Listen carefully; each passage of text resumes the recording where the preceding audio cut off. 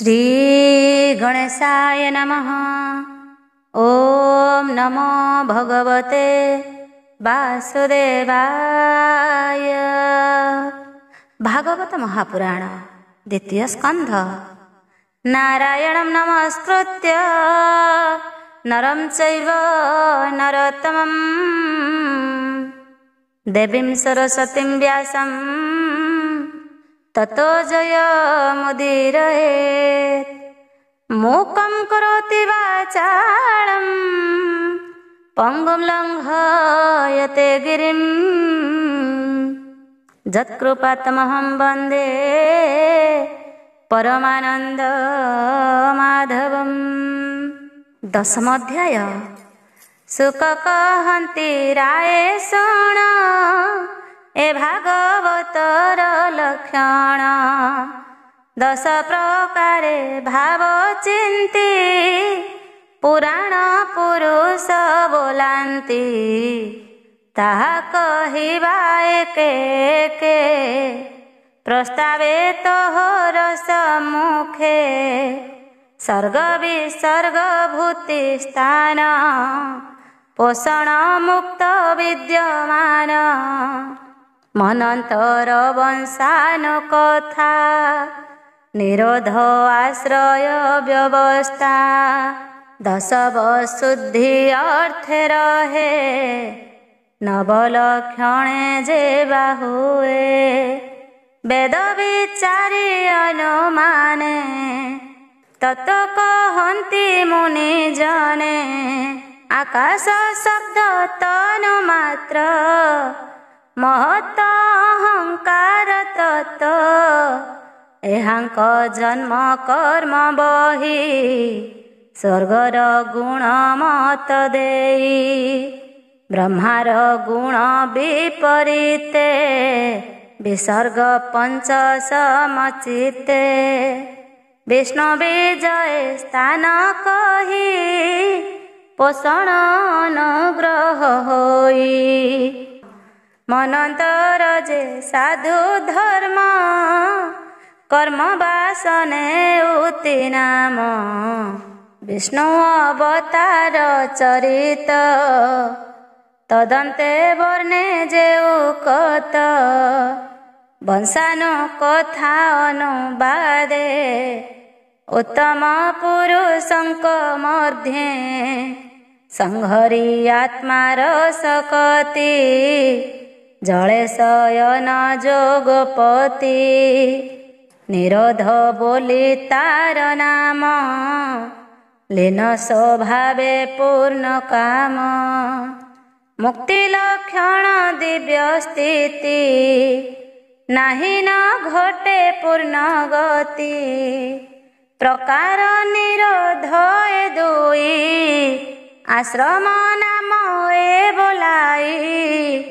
से परमात्मा नर हरि एबे अशेष घटे पुरी। तार सकाशु जीवलोक तेणु बोलाई अधार्मिक। से अधिदेवता बोलाई अधिभूतंक आत्मा से ही। ए भावे एकतर कही न लखी परापर। सर्व आश्रय तार नाम पुरुहूत पुरुष नाम। से जेते बेले अंड भेदी बाहर होई गुण निधि।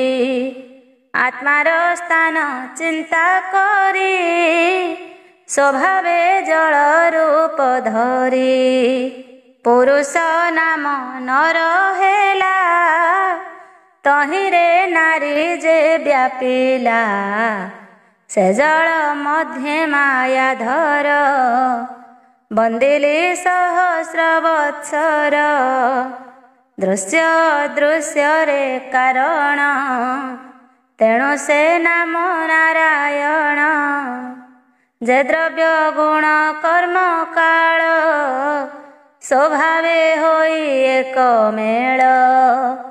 जाहानुग्रहे उपजन्ति ଯାହାନୁଗ୍ରହେ ଲୀନ ଯାନ୍ତି ସେ ଯୋଗ ମାୟା କଳ୍ପେ ଉଠି ଆଣେ କଳ୍ପଇ ନାନା ସୃଷ୍ଟି ସୁବର୍ଣ୍ଣମୟ ତା ଶରୀର ଭ୍ରମଇ ତ୍ରିଧା ଅହଙ୍କାର ଅଧିଦୈବତ ଆଧ୍ୟାତ୍ମିକ ଅଧିଭୂତଙ୍କ ଅଧୀରେକ ଗୁଣ ପୌରୁଷ ବୀର୍ଯ୍ୟ ବଳେ ତ୍ରିବିଧ ବିଧି ବହେ ହେଳେ ଅନ୍ତେ ଶରୀର ଶୂନ୍ୟ ଭଜେ ଆକାଶ ଗୁଣମୟ ସୃଜେ ସ୍ୱଭାବେ ଶେଷେ ଶ୍ରେୟ ବଳ ତେଜସ୍ୱୀ ରୂପ ଅନର୍ଗଳ ଏ ଚାରି ଭାବୁ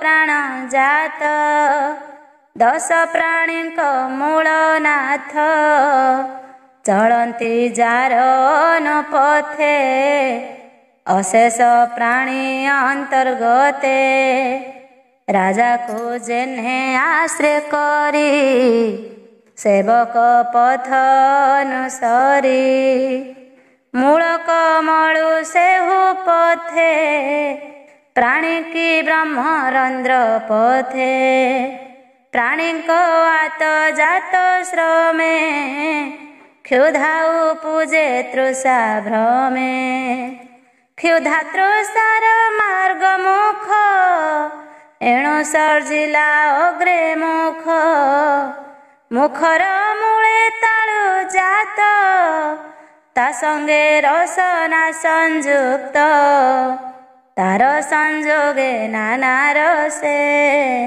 ଆସ୍ୱାଦେ ଆତ୍ମାର ବିଶେଷେ ଶବ୍ଦର ଅର୍ଥ ପୂର୍ଣ୍ଣ କରେ ଅଗ୍ନିର କ୍ଷଣ ବାଦ୍ୟ ଧରେ ଶୁଚି ସୁଗନ୍ଧ ଭୋଗ ଫଳେ ନାଶ ବିବରେ ବାୟୁ ବଳେ ଆଘ୍ରାଣ ଅର୍ଥେ ଉପୁଜିଲେ ତକ୍ଷଣେ ଗନ୍ଧ ବାହ ତୁଲେ ଆତ୍ମାର ଦେଖି ଅନ୍ଧକାର ବ୍ରହ୍ମା ସର୍ଜିଲେ ଅନ୍ଧକାର ଜ୍ୟୋତି ସର୍ଜିଲା ରକ୍ଷପଣେ ଦୃଷ୍ଟି ପ୍ରକାଶେ ଦଶ ଗୁଣେ ଦେବ ପୁରୁଷଙ୍କ ବଚନେ ବିଧାତା ଦେଇ ଅନୁମାନେ ଶୁଣିମା ଅର୍ଥେ ନାନା ଶୂନ୍ୟ ନିର୍ମଳେ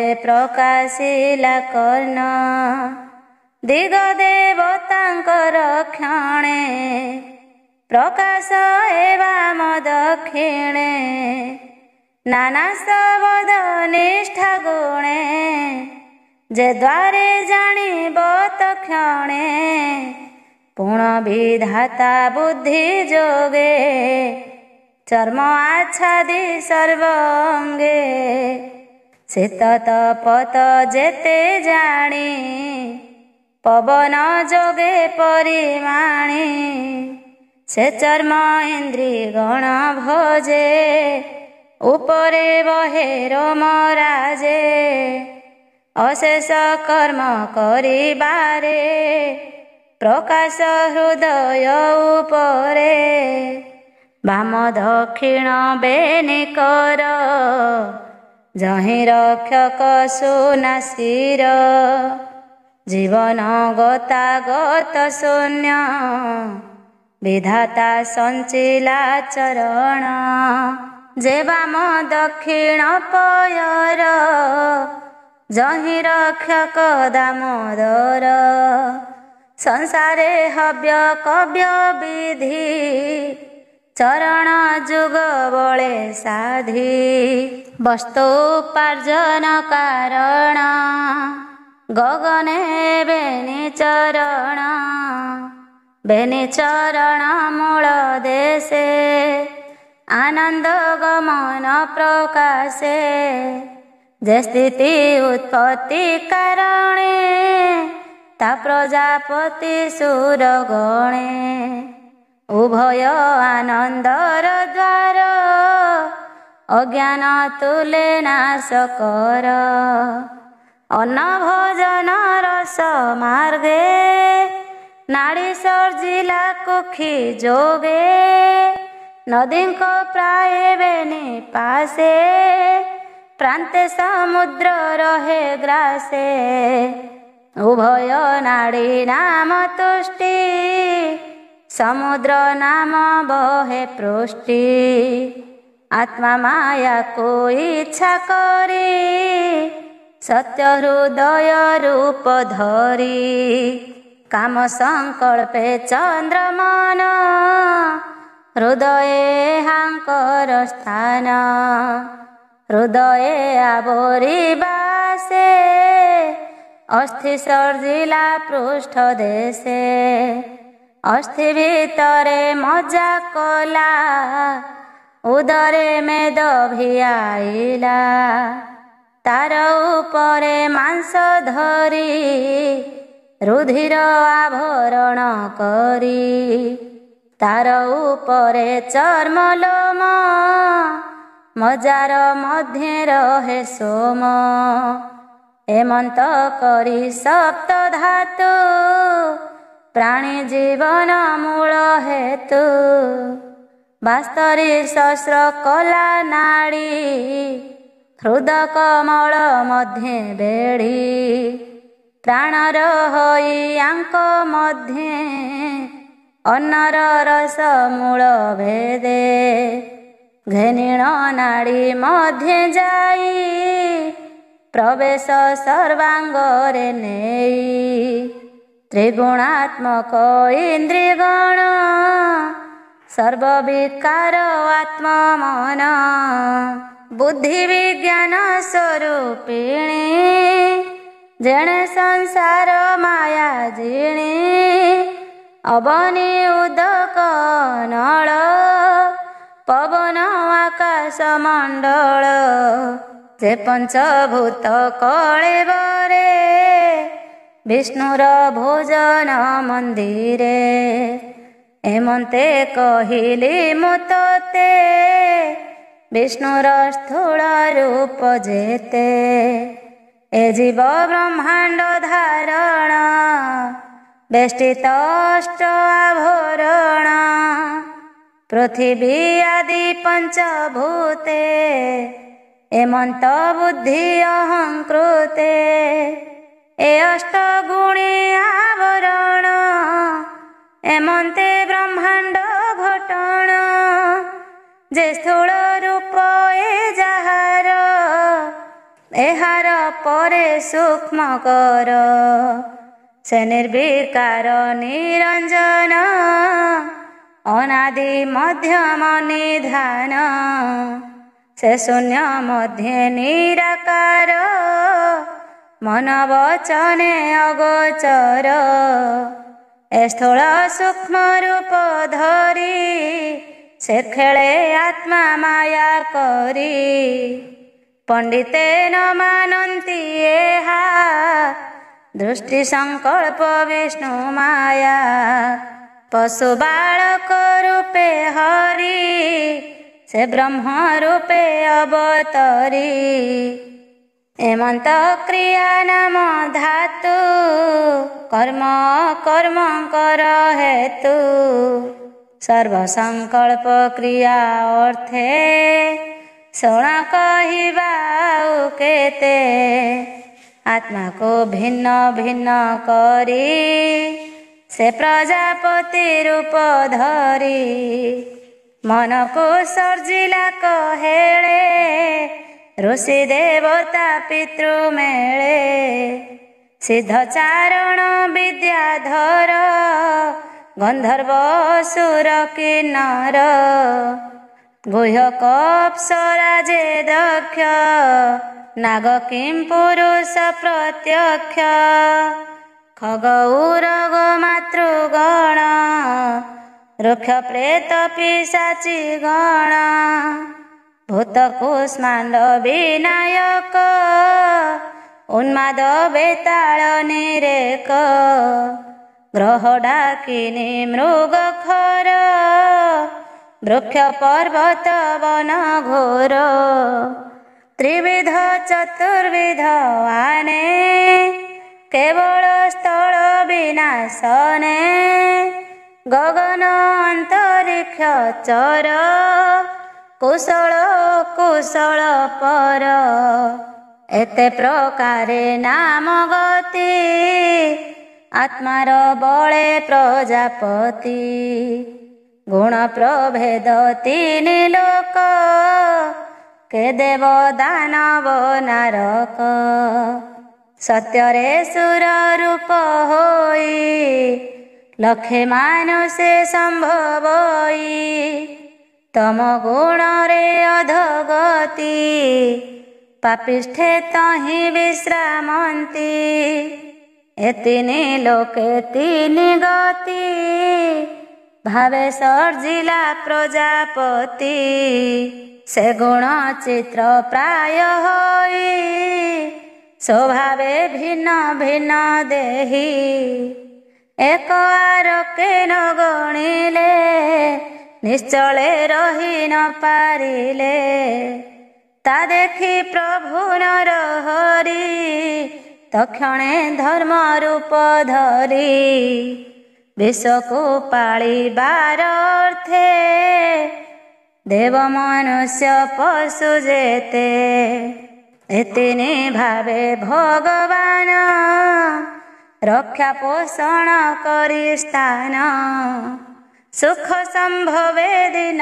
हरे जे विधि संसार व्यवहारे सृष्टिर भोग अन्ते हरि कालाग्नि रुद्र रूप धरी आत्मार क्रीड़ा नाश करे बालक प्रकार व्यवहारे सर्वहरई अवसाने जिमुत जेसने गगने जे भावे हरि गुण जेते देवे चिंतिवे जहि चिते सृष्टिर आदि जन्म काले जे कर्म साधे जोग बळे स्वभावे कर्म जार नाही विष्णुर माया प्रकाशई ए ब्रह्मा कल्पित संसार विकल्प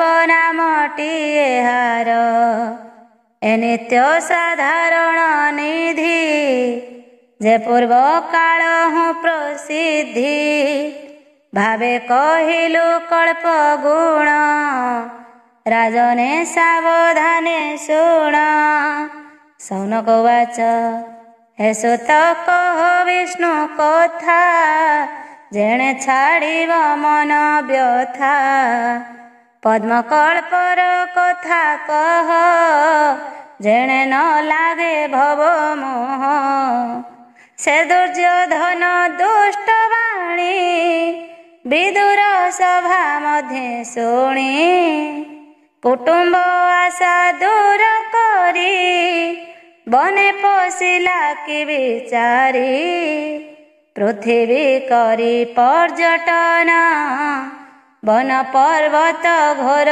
वन कैवल्य भावे इच्छा कला अनेक तीर्थ से भ्रमिला मैत्रेय मुनि संगे तार काहे होइला एक सोर ब्रह्म संवाद वेनी जने करी बंचिले केउ स्थाने विदुर पचारिले जेते मैत्रेय बोधिले जे मनते पुणे से बंधु त्याग शोके मिलिला हस्तिना कटके परीक्षा बाके चित्ते घेणी जहा कहिले सुख मुनि से प्रश्न अनुसार जेते शुण कहिबा भागवते सुख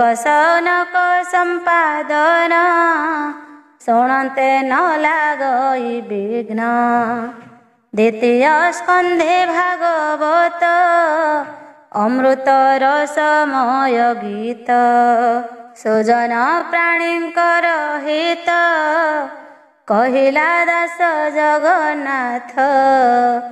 इति श्रीमद्भागवते महापुराणे पारमहंस्यां संहितायां वैयासिक्यां द्वादशस्कन्धे दशलक्षणकथने नाम दशमोऽध्याय। तृतीय स्कन्ध प्रथमोऽध्याय। शौनक उवाच शौनकवादी मुनिजने आनन्दे सुत सन्निधाने विदुर कथा मने चिंती विश्वास भावे पचारती। हे सुत तुम्भर वचन शुणी संतोष आंभ मन। से कुरु विदुरर बाणी आंभे तुम्भर मुख शुणी। हृदय छाड़िब भव व्यथा विशेषी कह तार कथा। सर्वसंपद छाड़िबने किं पाप शिला दुख मने। अनेक तीर्थे देई मन पृथ्वी कला पर्यटन। मैत्रेय मुनिंक संगर एकांते अध्यात्म विचार। काहीं बा नदी तीरे बने सानंदे बसी सर्वजने। संतोषे विदुरर आगे मैत्रेय मुनि अनुमार्गे। बोइले बदरिकाश्रमे मैत्रेय मुनि अनुमाने। कहिले तत्व सार बाणी जेणो संसार तरे प्राणी। से कथा कह मुनिवर विदुर विजेष्टित सार। से पुणी बंधु त्यागर्थे पुणी मिलिले इंद्रप्रस्थे। एमंते मुनिंकर बाणी सुत संतोष मने शुणी। कहन्ति सनकादि आगे कृष्णर भाव अनुरागे। शुण हे मुनि जन तो से एक कथा सुख मुनि पासे। आनंदे अभिमन्यु सुत पूछिला मुनिंक ग्रत। से सुख कहिले जेमन्ते से कथा शुण एक चिते। श्री शुक उवाच शुक कहन्ति भाव भरी शुण परीक्ष दंडधारी। से धृत राष्ट्र जेते बेले निष्ठुरहीन बुद्धि हेले। अधर्मे धन से संचयी निज सुतंकु भोग देई। पंडु सुतंकु देखि भिने निंदई निष्ठुर वचने। बालके पितृहीन होई मातार संगे दुख सही।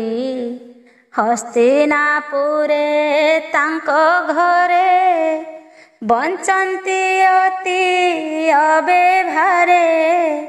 ताहांक मरण इच्छई भीमकु विष लडू देई। जतुर घरे अग्नि देला से बेले गोविंद रखिला। पुणी सभार तले आणी पंच पांडवंकर मणि। केश आकर्षी बाहुबले विवस्त्र कले शोभा तले कुच कुंकुम लुह भरे अधोबदन अनुसारे बधूर दुख से शुणिला पुत्र को बारी न पारिला माया कपटे सभा करी द्यूत खेलाई धन हरि बळे हरिले तांको देश कानने द्वादश बरस अज्ञाते अधिक बरसे विराट देश मत्स्य देशे तहीं बंचिले दुख सुखे बने कषण अतिरेके पुणी मिलिले राज्य आसी विश्वासे राजा पासे बसी जीवन अर्थे किछि धन मागिले न देला राजन पुणे कृष्ण को करी दूत ग्राम मागिले पंडुसुत कृष्णर बोल से न कला सोची अग्रे से न देला लोभे होइला हत ज्ञान विदुर आणी एही घरे विचार कला अंतपुरे पांडवे मारी नाना ब्याजे राजा होइबी सर्वराजे शुणे विदुर कर जोड़ी बोलोई राजा पादे पड़ी तू तांको अर्ध राज्य देई पुत्रंक तुले भुंज मही नोहिले सुख नाही तोर से विष्णु तेजे बलियार से हरि तांकु संगे घेनी उश्वास करिबे मेदिनी से थाई तार निज पुरे पांडव वंश पक्ष धरे से कृष्ण आसी तोर घरे बसिला बांधव व्यवहारे तांकु इतर प्राय मणु मनुष्य संगे परमाण एमंत विदुरर वाणी संभ्रमे दुर्योधन शुणी संगे अछंती तीन जन कर्ण शकुनि दुशासन बोलई कुपित धरे आकर्षि दुशासन करे ए दासी पुत्र मोर घरे बसई बांधव व्यवहारे ए मोर नित्य अन्न खाई पंडुसुतंक हिते थाई कृष्णंको घेने भोले नित्य मोर विनाश घेने चिते एमंत बोली विचारिला कोपे अनेक गाली देला दशने कामड़ी अधर बोले भंडारो दूर कर एहाकु दंडे हेन थुओ राजू बाहार करी दियो हेमंत तार वाक्य शुणी वज्र पड़िला प्राय मणि एमंत निष्ठुर वचन शुणी होइला हत ज्ञान ज्येष्ठ भ्रातार तुले थिला राजा ही आश्वासन कला तक्षणे उठी से विदुर चित्ते चिंतई चक्रधर विष्णुर माया विचारिला तक्षणे वनस्ते पशिला संपद तुच्छ प्राय मणि मने चिंतई चक्रपाणि हस्तिना नगरु बाहर तीर्थगमने से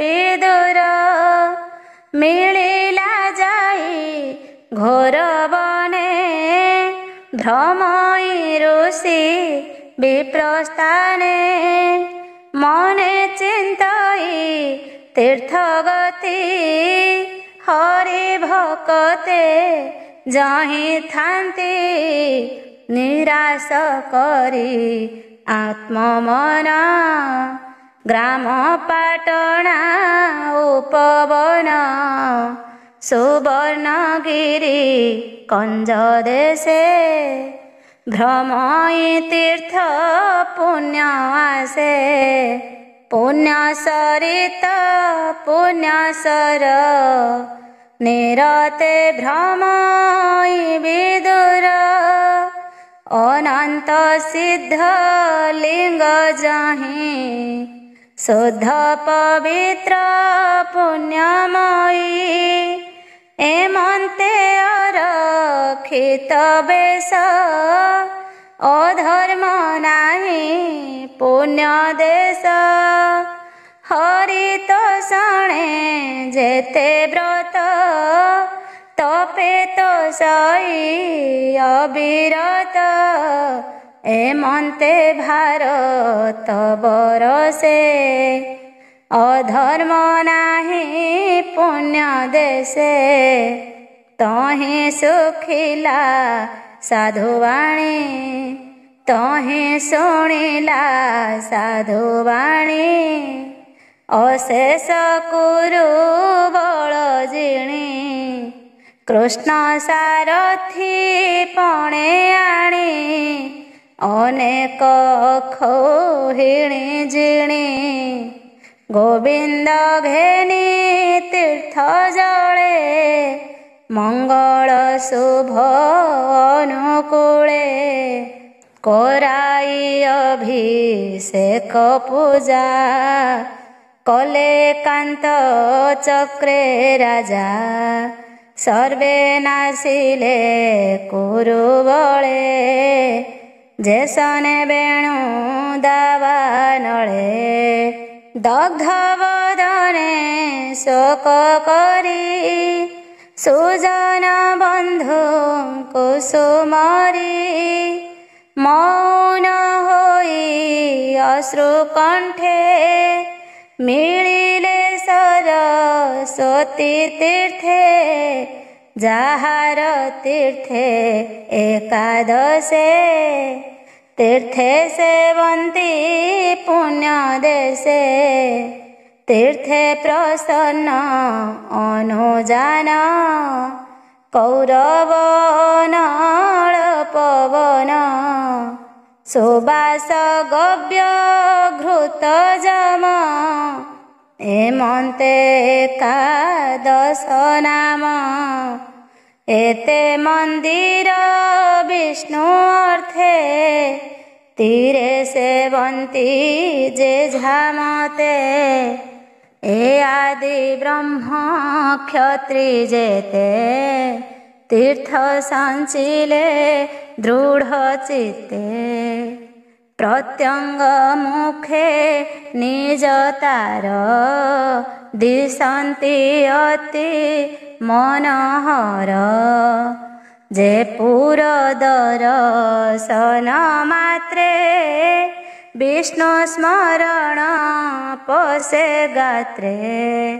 ଏମନ୍ତେ ସରସ୍ୱତୀ ତୀର୍ଥେ ଦେଖିବି ଦୂର କୃତ କୃତ୍ୟେ ତହୁଁ ଚଳିଲା ତୋ ସମନେ ସୌରାଷ୍ଟ୍ର ସୌବୀର ଭବନେ କୁରୁ ଜାଙ୍ଗଳ ମତ୍ସ୍ୟ ଦେଶ ଜିଣି ଯମୁନାରେ ପ୍ରବେଶ କାଳନ୍ଦୀ ତୀରେ ବୃନ୍ଦାବନ ଯହିଁ ବିଜୟ ଗୋବର୍ଦ୍ଧନ ସେବନେ ବୁଲି ଏକେ ଏକେ ନିଶ୍ଚଳେ ଉଦ୍ଧବକୁ ଦେଖେ ହରି ଭକତଙ୍କର ସାର ତପ ଆରାଧି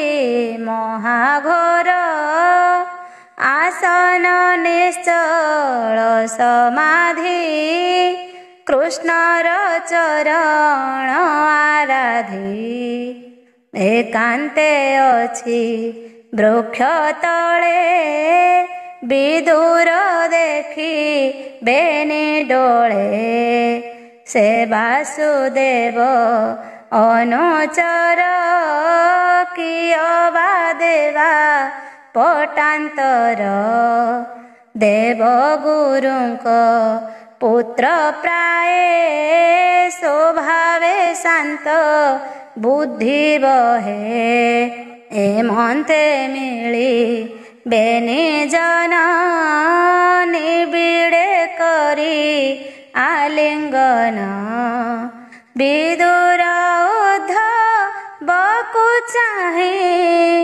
ବନ୍ଧୁ ବାନ୍ଧବ ସ୍ନେହ ବହି ଲୋମହର ସେ ଶୁଦ୍ଧ ଚେତା କୃଷ୍ଣର ପୁଛନ୍ତି ବାରତା କୃଷ୍ଣ ପୁତ୍ରଙ୍କୁ ଆଦି କରି ଏକ ଅନେକ ନାମ ଧରି ଶୁଣ ଉଦ୍ଧବ ମୋ ବଚନ ମୁଁ ଯେ ପୁଛଇ ବିଦଜନ ସେହିର ପୁରୁଷପୁରାଣ ଅନାଦି ପରମ କାରଣ ଧରଣୀ ଭାରା ନାଶ ଅର୍ଥେ ମନୁଷ୍ୟ ଦେହ ଏ ଜଗତେ ରାମ ଗୋବିନ୍ଦ ହଳଧାରୀ ଯାଦବ ବଂଶେ ଅବତରୀ ଅଛନ୍ତି ବସୁ ଦେବ ଘରେ ଆନନ୍ଦେ ବେନି ସହୋଦରେ ଆମ୍ଭ ବଂଶର ଅଧିଦେବ ଦେବକୀ ତୁଲେ ବାସୁଦେବ ସୁଖେ କି ଅଛି ନିଜ ଘରେ ବନ୍ଧୁ ସୁହୃଦ ଭାବ ଭରେ ପ୍ରଦ୍ୟୁମ୍ନ ଅଛନ୍ତି ନା ଭଲେ ଆନନ୍ଦେ ଜନନୀର ତୁଲେ ରୁକ୍ମିଣୀ ପୂର୍ବ ତପ ଫଳେ ପ୍ରଦ୍ୟୁମ୍ନ ପୁତ୍ର କଲା କୋଳେ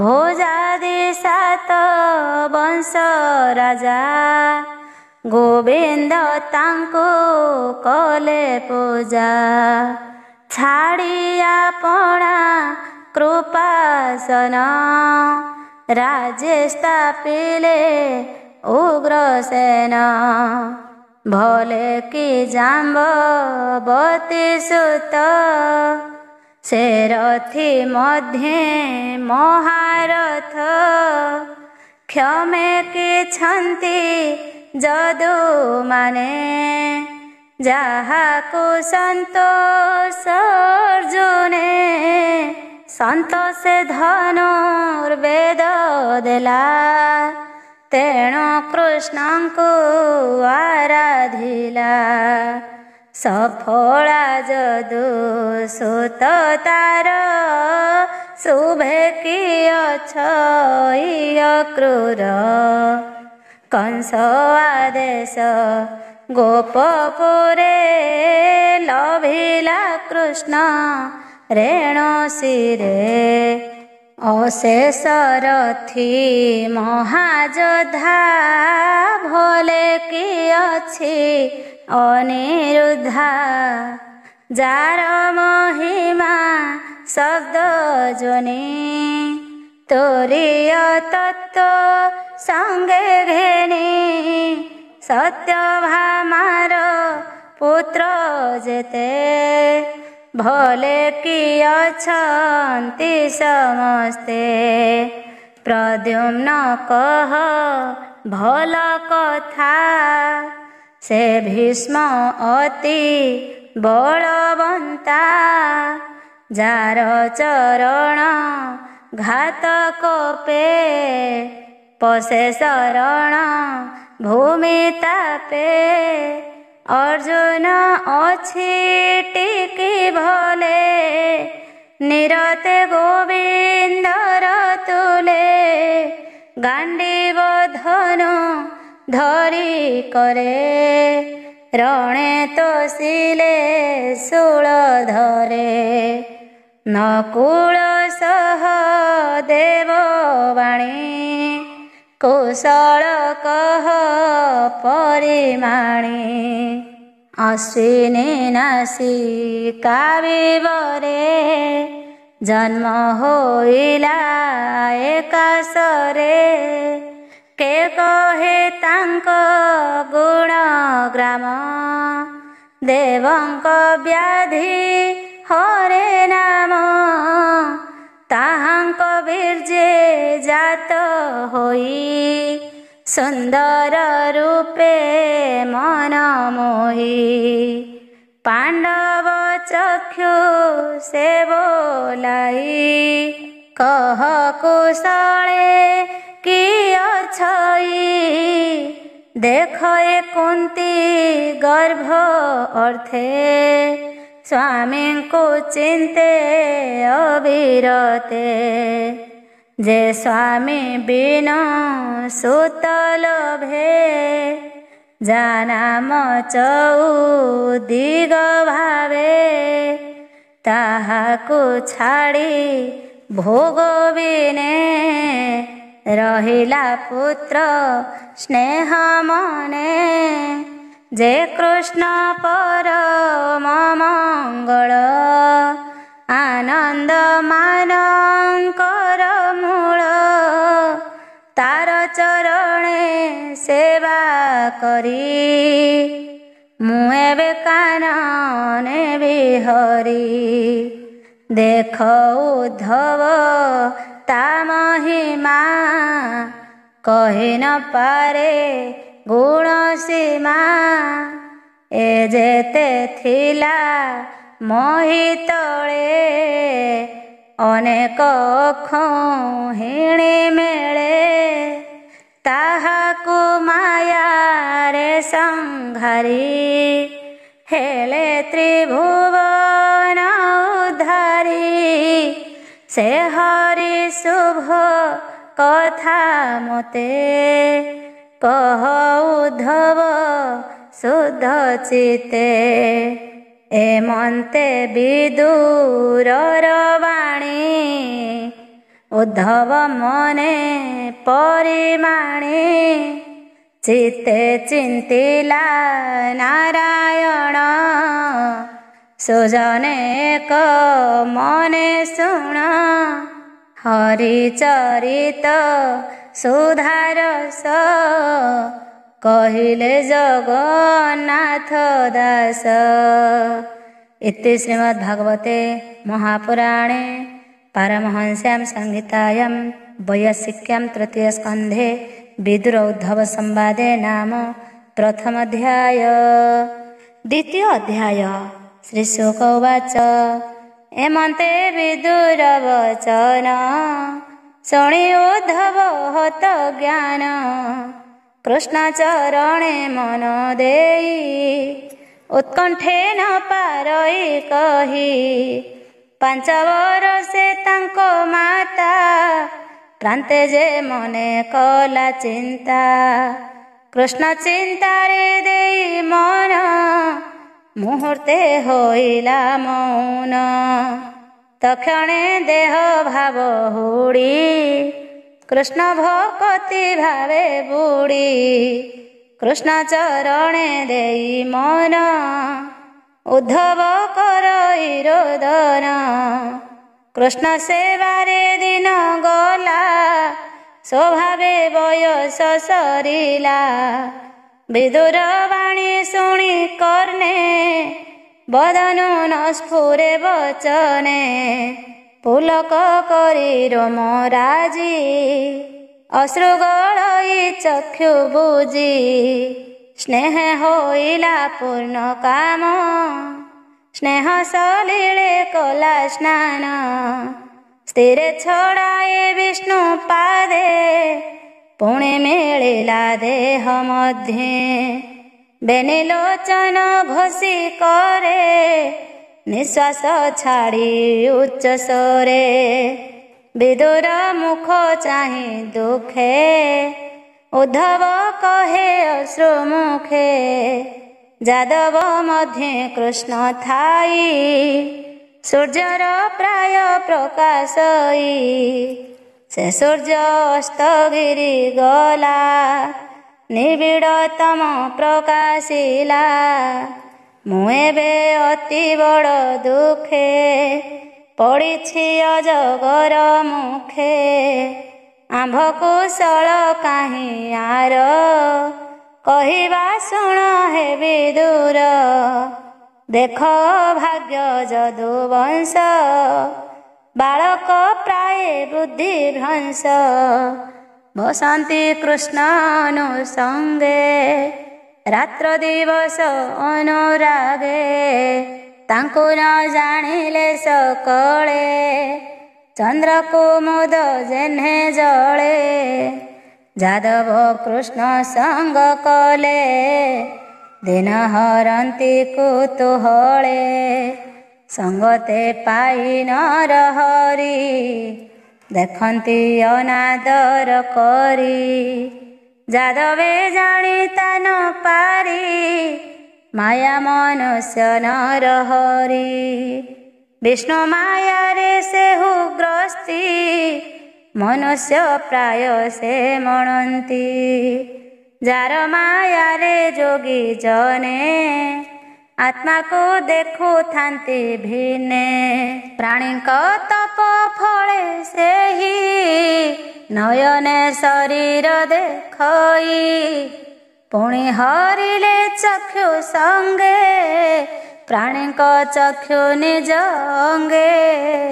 ମାୟା ମନୁଷ୍ୟ ରୂପେ ହରି ଅନନ୍ତ ଲୀଳାରେ ବିହରି। ସର୍ବସମ୍ପଦ ଅଙ୍ଗ ତୁଲେ ନିଜ ଭୁବନେ ବିଜେ କଲେ। ତାର ବିଭୂତି ଦେବଗଣ ଏବେ ତୁ ବିଦୁର ହେ ଶୁଣ। ଧର୍ମକୁ ମୋର ଯଜ୍ଞ କାଳେ ଦେବ ମନୁଷ୍ୟ ଋଷି ମେଳେ।